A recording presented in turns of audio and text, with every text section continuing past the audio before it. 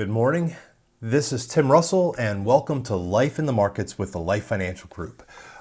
Today is the last day in June, so it's June 30th, 2025. I can't believe this year we are at the halfway mark. It feels like it just started. Well, there's a lot to talk about since our last Life in the Markets episode. If you'll remember, the last time Stephen and I were talking about, well, look, we know there's a lot of tensions overseas. There's a lot of concern. Will there or won't there be some kind of war in Iran? Is the U.S. going to get involved? And I believe it was probably that night we ended up doing that historic bombing of the nuclear sites in Iran. Now, without getting into the politics of all of that, what would you have expected the markets to do in light of the fact that America has now entered the fray, has joined in attacking Iran, has started wiping out their nuclear infrastructure? What should likely be the scenario? Well, this is what I would have probably predicted, right? Oil is likely going to go higher. Gas is going to become more expensive. That's going to have a bad impact on inflation. We're going to see gold spike. It's already up really high, but now with all of these tensions, people might look for a flight to safety to something like gold. We would probably think the stock market's not going to have a good couple days. We're probably going to see some difficulty there, and we may see bonds just kind of, float around a little bit with the uncertainty. Well, if you would have guessed all of those things, that's what the smart money would have told you. You would have been wrong on every single one of those accounts. Oil dropped, and as of the time of this recording, it's down about 12% from its highs. That's amazing.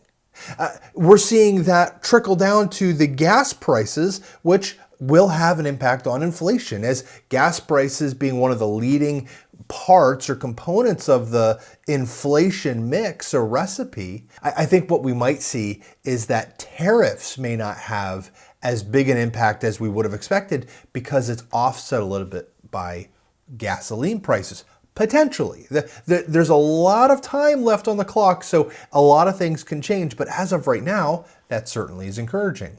Well, what about gold? Gold's certainly a place where people are going to go if the stock market's uncertain, if there's global uncertainty. Well, gold is down about 3%, 4%, somewhere in that ballpark. That's pretty surprising in light of everything that's going on. Well, what about the stock market? The stock market certainly should have been spooked big time by all this. Well, yeah, funny thing, we actually hit all-time new highs. Stephen said, while we were on the video last week or 2 weeks ago, he said, look, here's the thing about war. We can't really predict what's going to happen. And the last time we went into war or conflict, we actually had over the following few months in that year, the stock market actually returned very positively. And again, not that we're actually having war or the stock market's up because of violence, but the stock market is up. So that's a good thing. Now, why? Why are all those things the case? Why is oil down? Why is gold down? Why is the stock market up? Why are bonds doing actually really well overall? Part of the reason is because, this is my surmising here, but because the infrastructure and the capabilities of Iran to retaliate and strike back have been so degraded, we're not seeing any meaningful size threat coming from Iran. And at this point, there does seem to be a ceasefire that's holding between Israel and Iran. And obviously and America. So all of these things are incredibly positive steps that the market loves to see so that we have a little bit more certainty moving forward. Removing that tension from the Middle East is actually a good thing for overall market stability. I think that's the message you need to take from this. So here's the thing. You and I can make very educated guesses, predictions about the future. We can say, if this happens, then that will happen. And the reality is God sits in heaven and he laughs at us when we make our guesses and our plans. For us here in the Life Group, we didn't change any investment plans or any investment philosophies in anticipation of any attack. We can't do that. At least let's put it this way.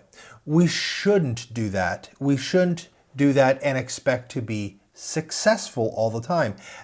I would have probably gone more conservative rather than more aggressive, and obviously more aggressive in hindsight would have been the right move. But either one of those decisions, to dial back the risk or to ramp up the risk, probably would have been imprudent, given where our clients are and what you want to accomplish. We're trying to get the risk right on the front end so that we can make it through all of these uncertainties when they happen. Okay, let's move on from that. Some other big things we've talked about in the past is the tax bill is still sitting there in the Senate. We don't have any positive movement. At least we're not getting to the point where we're having votes and we're getting it over to a conference committee. So it's not likely that we're going to get the deadline by the Friday of this week, by July 4th, to have a tax bill signed and ready to go. So we're going to miss on that front, very likely. There's still an awful lot of concern about this tax bill being too expensive. And I agree, in many ways it is too expensive, but not doing something with this tax bill is going to be even worse, because we're going to revert to all of the old tax codes and tax arrangements, which are actually going to be even worse for the American people and the American economy. So it would do a tremendous amount of good to have certainty going into the second half of the year if Congress and the Senate would just get their act together, pass something, and let's get some fixes done as we go throughout the rest of the year to make sure we have a bill that's going to be workable for the American people and for the American economy. The rest of this week coming up, again, I don't know what to tell you about what the market's going to do. We're at all-time highs. The PE ratio, that's the price to earnings ratio, it's a way of measuring how expensive the market is. We apparently last week hit an all-time high on the price to earnings ratio. So the market is certainly very healthy and robust right now. I don't have any predictions about the future other than in the long haul, markets tend to go higher. The reality is that I can't predict the short term. So if you need money for a trip or something like this, now's probably not a bad time to take a little bit of that risk off the table. And if you have an expense that's coming up, just keep some of those funds sitting in cash. That's just wisdom. That you talk to your financial advisor, that's probably something that they're going to encourage you to do. There are a couple economic things coming up this week. We have the consumer or the producer price index numbers coming out later this morning. We've got the jobless claims for last month that's coming out on Thursday. Now, these are the initial jobless claims, and this is being released even earlier because of the holiday weekend. So they're likely going to be revised, but this is a good indication of how are we doing as an economy. Are we stronger or weaker? Are we feeling more confident about the future, which means we're going to be hiring more people? Or are we feeling less confident about the future, which means we might see more layoffs? We'll know more on Thursday when that number gets released. So the Life Group coming up this week. First of all, we have Friday. The office will be closed. I hope you're going to have a great time celebrating that with your friends and family, shooting off some fireworks and having a great time. We certainly will be doing much of that the same. So our office will be closed on Friday. If you have any questions or needs, obviously get it to us beforehand. Reach out to us by Thursday so that we can help you.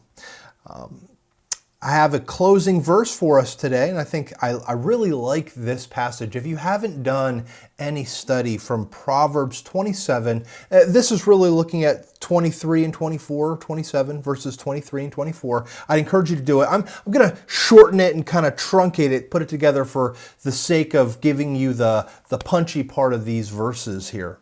It says this, know well the condition of your flocks and herds, for riches do not last forever.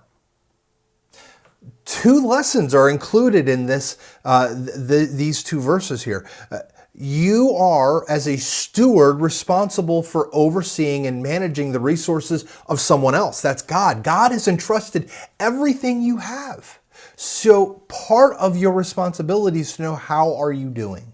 How much do I own? How much do I owe? How is my spending? How is my saving? How are my investments doing? That's all part of the thing that, working with your financial advisor, we would love to be able to help you with those things. But the other part of that equation is, because you do this, because wealth does not last forever. And there are two parts to this. Number one, right here and right now, you are responsible to look after the things that you've given, because they will tend to not be well managed, or be poorly spent, or some other form of thing could cause the value of your wealth to decrease and to go away. That's a temporal problem that we face here and now, which is why we need to know the conditions. But the other side of that equation is, we have to know the conditions. We have to recognize that wealth doesn't last forever, and really lay up for ourselves treasures in heaven, because that is true and lasting wealth. Manage well what God has given you. Use your resources well and wisely, and store them up in a place which has a guarantee far better than the FDIC. Store them up in heaven, where it's insusceptible to loss or theft or corruption. And you will find peace, joy, and contentment as you do. All right. Thank you so much for joining us on today's episode of Life in the Market. Take care. Be safe in the markets. Bye-bye. The topics discussed in this podcast are for general information only and are not intended to provide specific investment advice or recommendations. Investing and investment strategies involve risk, including the potential loss of principal. Past performance is not a guarantee of future results. Securities and advisory services are offered through Genius Wealth Management, member FINRA and SIPC.